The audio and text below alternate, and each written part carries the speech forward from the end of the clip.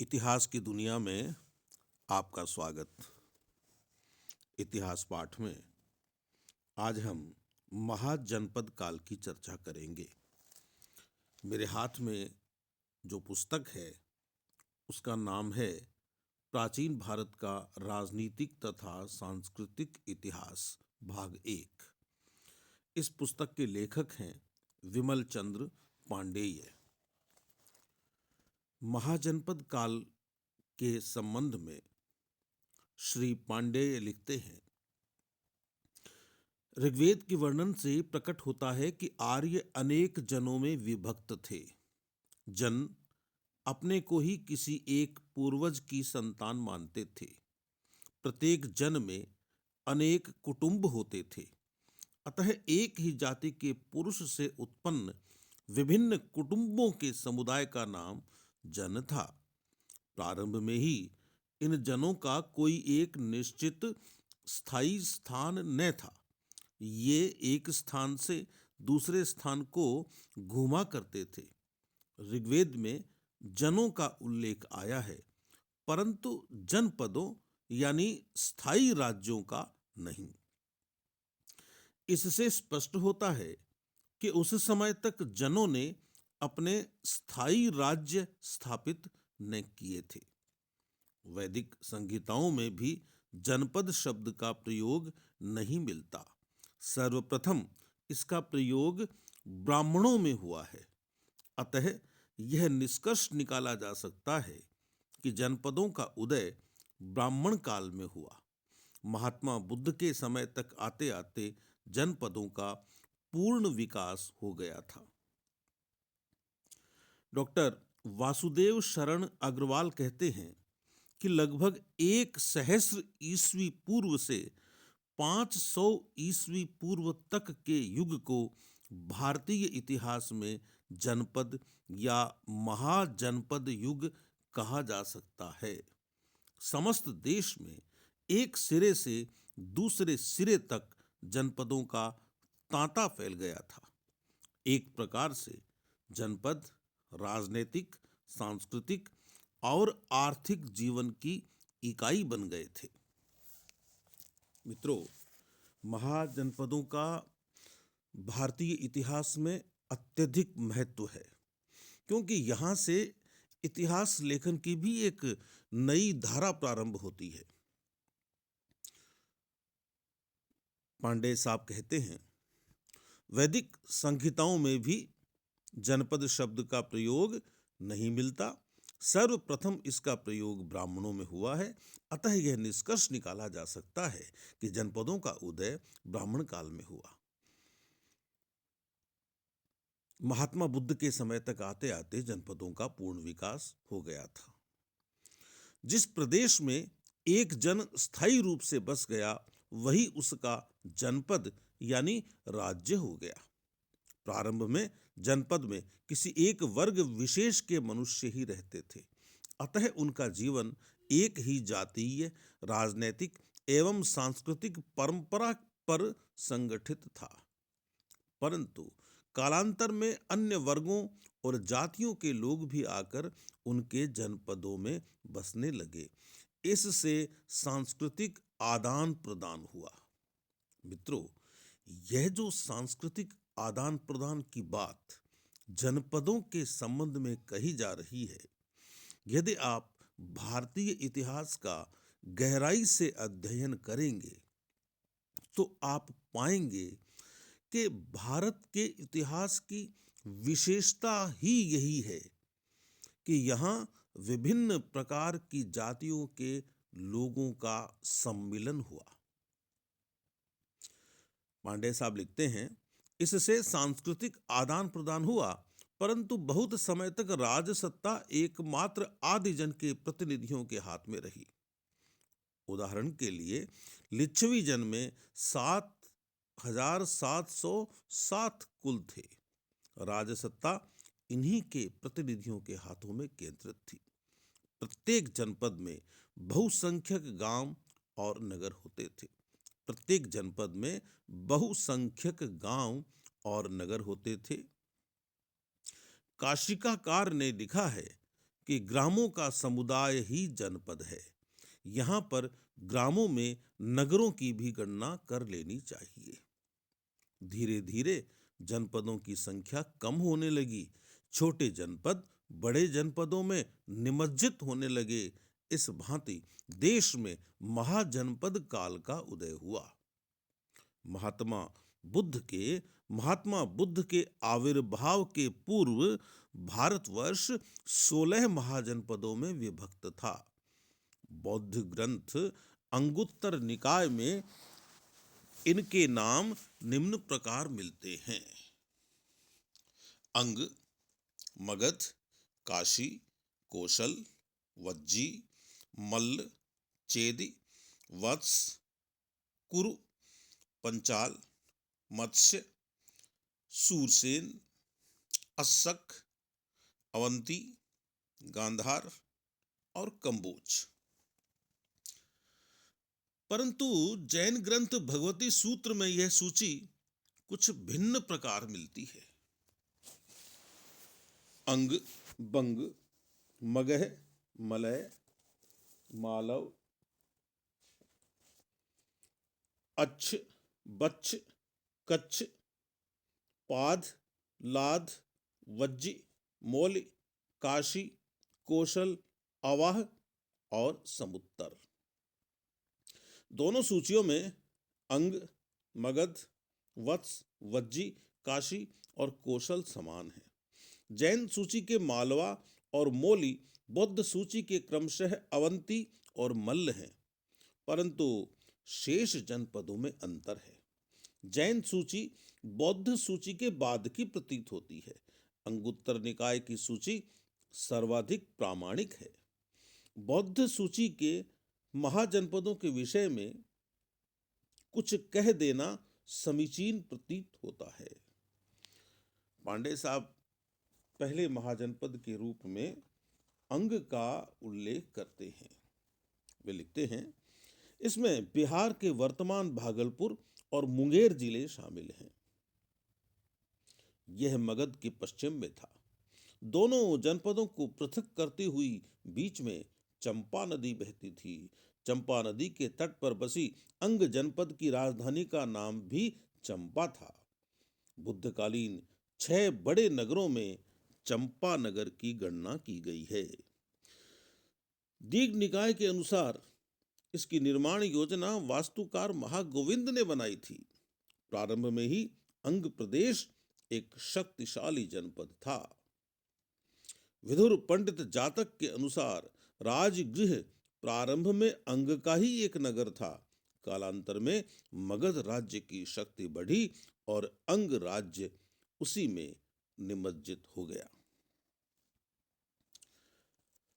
मगध के विषय में लिखा है, वर्तमान बिहार के पटना और गया जिले इस राज्य के अंतर्गत थे। प्रारंभ में इसकी राजधानी गिरिब्रज थी। महात्मा बुद्ध के पूर्व बृहद्रथ और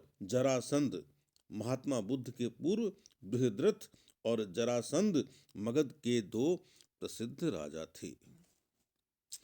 काशी इस जनपद की राजधानी वाराणसी थी, जो वरुणा और असी नदियों के संगम पर बसी थी। गुत्तिल जातक के अनुसार यह नगरी 12 योजन विस्तृत थी और भारतवर्ष की सर्वप्रधान नगरी थी। महावग्ग में काशी राज्य की शक्ति और समृद्धि का वर्णन मिलता है।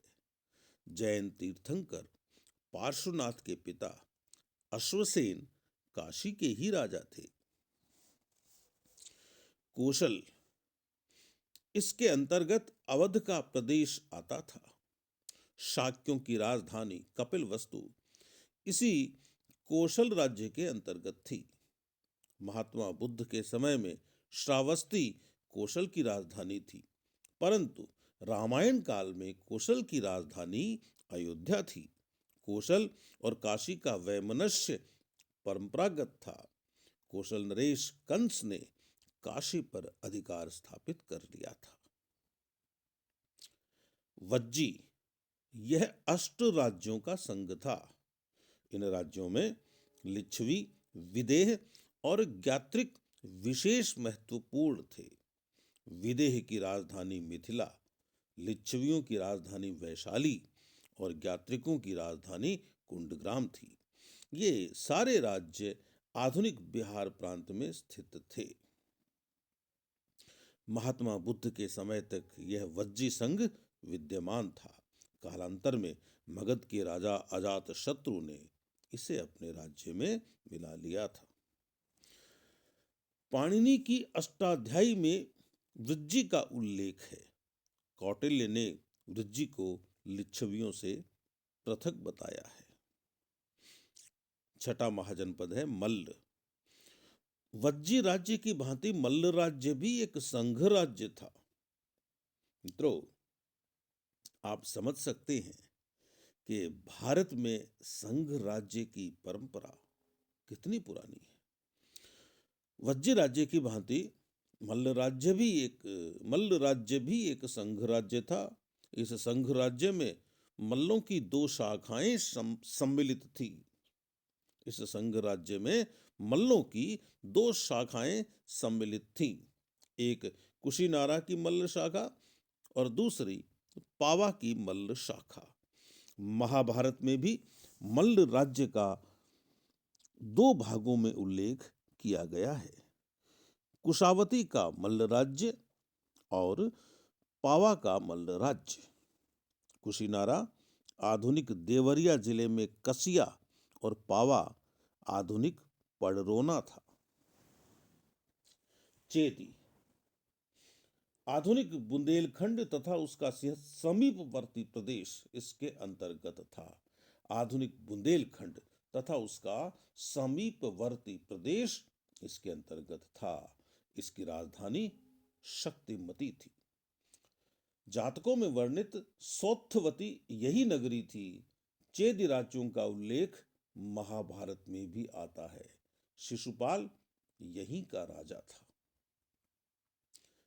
आठवां महाजनपद है वत्स्य वंश। गंगा नदी के दक्षिण की ओर का प्रदेश जो यमुना नदी के तट पर स्थित था, वत्स राज्य के अंतर्गत आता था। इसकी राजधानी कौशाम्बी थी, जो इलाहाबाद से 30 किलोमीटर दूर थी। ओल्डेनबर्ग महोदय ने ऐतरेय ब्राह्मण में वर्णित वंशस को वंश अथवा वत्स बताया है, परंतु यह समीकरण संदिग्ध है। पुराणों में वत्स राज्य का वर्णन है। गंगा की भयानक बाढ़ से जब हस्तिनापुर नष्ट हो गया था, तो जन्मेजय के प्रपौत्र निचक्षु ने कौशाम्बी को अपनी राजधानी बनाया था। स्वप्न वासव दत्ता और प्रतिज्ञा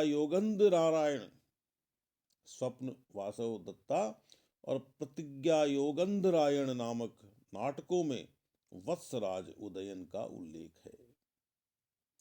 कौशाम्बी की खुदाई में 1200 ईसा पूर्व से लेकर 600 ईसा पूर्व तक की सामग्री मिली है। इसमें घोषिताराम के अवशेष प्रमुख हैं। कुरु वर्तमान दिल्ली तथा मेरठ के समीपवर्ती प्रदेश कुरु राज्य के अंतर्गत थे। इसकी राजधानी इंद्रप्रस्थ थी। यह मूतसोम जातक के अनुसार इस राज्य में 300 संघ थे। मूतसोम जातक के अनुसार इस राज्य में 300 संघ थे। पाली ग्रंथों के अनुसार यहाँ के शासक युधिष्ठिला गोत्र के थे। पाली ग्रंथों के अनुसार यहाँ के शासक युधिष्ठिला गोत्र के थे। हस्तिनापुर नामक एक अन्य नगर का भी उल्लेख इसी राज्य के अंतर्गत आता है। महाभारत काल का हस्तिनापुर संभवतः इसी का दूसरा नाम था। बुद्ध के समय यहाँ कौरव्य नामक राजा राज करता था। जैनों के उत्तराध्ययन सूत्र में इक्ष्वाकु नाम के राजा का उल्लेख मिलता है। वह कुरु देश का राजा था। बौद्ध ग्रंथों में भी कुरु राजाओं का उल्लेख मिलता है। जातक कथाओं में सुत सोम, कौरव और धनंजय कुरुक्षेत्र के राजा माने गए हैं। प्रथम कुरुदेश में राजतंत्र शासन था, परंतु कुछ दिनों के पश्चात यहां भी गणतंत्र की स्थापना हुई। महात्मा बुद्ध के समय यह एक गणतंत्र के रूप में विद्यमान था। पांचाल पांचाल प्रदेश में वर्तमान रोहेलखंड तथा उसके समीप के कतिपय जिले फर्रुखाबाद, बदायूं और बरेली सम्मिलित थे। प्राचीन काल में पांचाल देश दो राज्यों में विभक्त था। पहला उत्तर पांचाल, जिसकी राजधानी अहिच्छद्र थी, और दूसरा दक्षिण पांचाल, जिसकी राजधानी काम्पिल्य थी। उत्तर पांचाल का राज्य दक्षिणी पांचाल के राज्य की भांति अधिक शक्तिशाली नहीं था। अतएव उसे अधीन करने के लिए दक्षिण पंचाल तथा कुरु राज्य निरंतर प्रयत्नशील रहते थे। चुलानी ब्रह्मदत्त पंचाल देश का एक महान शासक था, जिसके बारे में महाउमग जातक, उत्तराध्ययन सूत्र, स्वप्न वासव दत्ता तथा रामायण में चर्चा की गई है। उत्तराध्ययन सूत्र में ब्रह्मदत्त को पृथ्वी का एक महान राजा बताया गया है। इसी ग्रंथ में यह भी वर्णित है कि काम्पिल्य के राजा संजय ने अपना राजपाट छोड़कर जैन धर्म अपनाया था। कुरुदेश की भांति पंचाल ने भी गणतंत्र की स्थापना की थी। मत्स्य महाजनपद की राजधानी विराट नगर थी। यह राज्य यमुना नदी के पश्चिम तथा कुरु देश के दक्षिण में स्थित था। महाभारत में एक राजा शहाज का वर्णन है, जिसने चेदी तथा मत्स्य दोनों राज्यों पर शासन किया था। बौद्ध साहित्य में इस राज्य के राजाओं का उल्लेख नहीं मिलता है। प्रथम तो मत्स्य का राज्य चेदी राज्य के अधीन और बाद में मगध राज्य के अधीन हुआ। शूरसेन मथुरा इस राज्य की राजधानी थी। महाभारत के समय इस नगर की विशेष महत्ता थी। बौद्ध ग्रंथ में अवंती पुत्र का उल्लेख किया गया है। वह इसी शूरसेन देश का राजा था। यह राज्य बुद्ध का समकालीन था। यहाँ पर पहले गणतंत्र था, परंतु बुद्ध के समय यहाँ राजतंत्र स्थापित हुआ। महाभारत में इस राज्य के शासकों का उल्लेख है। वे यादव थे। काव्य मीमांसा में कुविंद नामक के एक राजा का उल्लेख है। काव्य मीमांसा में कुविंद नाम के एक राजा का उल्लेख है। शूरसेन शासक उच्च कोटि के थे और मेगास्थनीज के समय तक शूरसेन के राजा शांतिपूर्वक राज्य करते थे। अस्सक या अश्मक दक्षिण भारत की प्रमुख सरिता गोदावरी के तट पर स्थित यह राज्य भारत का एक प्रमुख राज्य था। इस राज्य की राजधानी पोतन या पोटली थी। पुराणों के अनुसार इस राज्य के शासक इक्ष्वाकु वंश के थे। जातक कथाओं में अस्सक देश के अनेक राजाओं के नाम मिलते हैं। एक जातक से यह विदित होता है कि किसी समय यह काशी राज्य के अधीन था। अस्सक देश के नृपति प्रवर अरुण तथा उसके मंत्री नंदी सेन का उल्लेख चुल्ल कलिंग जातक में मिलता है। वहां लिखा हुआ है कि राजा ने कलिंग देश पर विजय प्राप्त कर उस देश को अपने अधीन कर लिया था। प्रागबौद्ध काल में अवंती के साथ इस राज्य का संघर्ष निरंतर चलता रहा, क्योंकि इसकी स्थिति अधिक महत्वपूर्ण थी। इस संघर्ष का यह परिणाम हुआ कि कुछ समय के पश्चात यह राज्य अवंती के अधीन हो गया। अवंती आधुनिक भारत का मालवा प्रांत प्राचीन काल का अवंती राज्य था।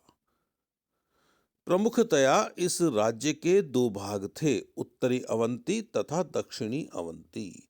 इनकी राजधानी क्रमशः उज्जैनी तथा माहिष्मती थी।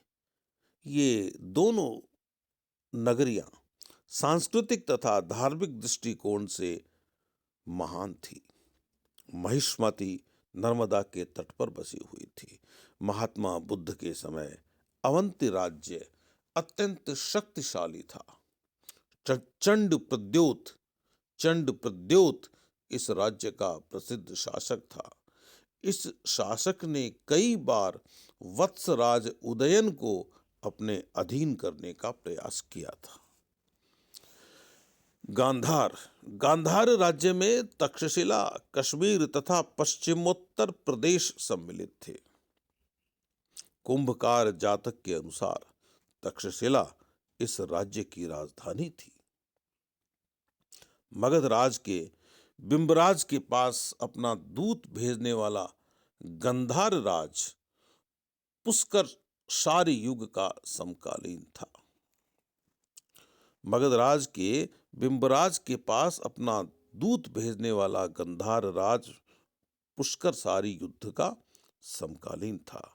अवंती के राजा प्रद्योत ने इससे अनेक युद्ध किए थे। इस युद्ध में अंततः प्रद्योत को परास्त करने में सफलता मिली थी। काम्बोज, गांधार और काम्बोज दोनों राज्यों के नाम बौद्ध ग्रंथों में साथ साथ प्रयुक्त हुए हैं। अतएव यह गांधार राज्य का पड़ोसी राज्य रहा होगा। संभवतः इसकी सीमा गांधार के उत्तरी पश्चिमी भाग पर थी। हाटक इस राज्य की राजधानी थी। कुछ समय पश्चात यहाँ भी गणराज्य की स्थापना हुई। कौटिल्य ने कंबोजों को वार्ता शस्त्रोपजीवी बताया है। ईसा पूर्व 6ठी शताब्दी में इन राज्यों में पारस्परिक संघर्ष चल रहा था और छोटे राज्यों की बड़े राज्यों में विलयीकरण की प्रक्रिया प्रारंभ हो गई थी। मगध ने अंग पर अधिकार कर लिया था। कौशल ने काशी को अपने राज्य में मिला लिया था। मगध के अजात शत्रु ने वज्जियों को परास्त कर उनके राज्य को अपने राज्य का अंग बना लिया था। उत्तरी पांचाल पर दक्षिणी पांचाल और कुछ राज्यों की दृष्टि लगी रहती थी। पहले चेदी राज्य ने और फिर मगध राज्य ने मत्स्य पर अपना अधिकार जमाया था। अश्मक पर अवंती ने अधिकार कर रखा था। अवंती और वत्स में शत्रुता थी। इसी प्रकार अवंती और गांधार के बीच युद्ध हुए थे। इस विलयीकरण की प्रक्रिया के परिणाम स्वरूप अंत में मगध साम्राज्य का उदय हुआ। तो मित्रों, यह था आज का इतिहास पाठ। नमस्ते।